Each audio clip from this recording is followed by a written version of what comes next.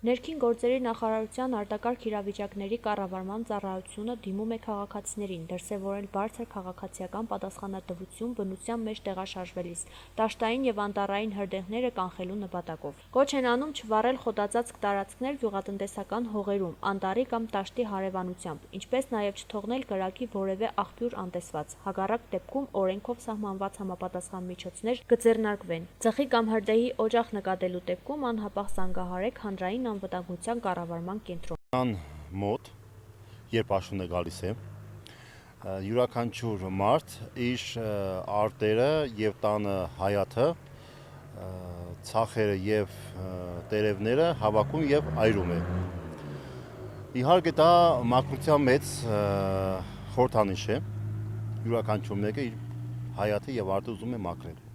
բայց կան դրանց վատ հետևանքները։ Ինչու համար, որովհետեւ կրակը վառում են ու կողքը չեն կանգնում։ Կողք կանգնելու ասելով, ասենք, եթե հրդեհ ես անում, անպայման պետք է ուշադիր լինես։ Ոչ տեսենք հրդեհը արդի մեջ տաս, վառես ու թողնես երթաս։ Բնականաբար հետևանքները շատ բարդ կլինեն։ Օրինակ եղել են դեպքեր, տանը հետևը եղել է անտառ, հրդեհ է ինքը ու հավաք հայաթը մաքրել է, կրակը վառել ու ներս է քնացել ու հետևանքով եղել է անտառի հրդեհը, որը շատ վատ արձագանք կրնար ստանալ, քանի որ կային տներ,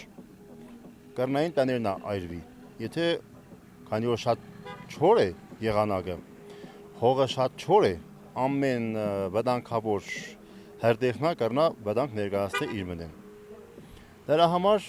պետք է ուշադիր լինել։ Հասկանում ենք, որ մաքրությունը շատ կարևոր է,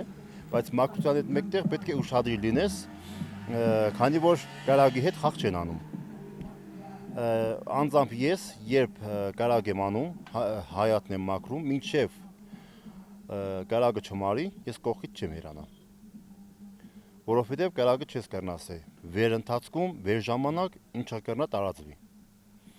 Դրա համար շատ ուշադիր պետք է լինես, եթե ուշադիր չեն լինում ու կրակը թողնեն կերտան ու հետևանքները բարդ կլինի, դրա համար պետք է նախատեսվի շտրաֆ պետության կողմեն, որպեսզի նմանատիպ անփութություն տեղի չունենա։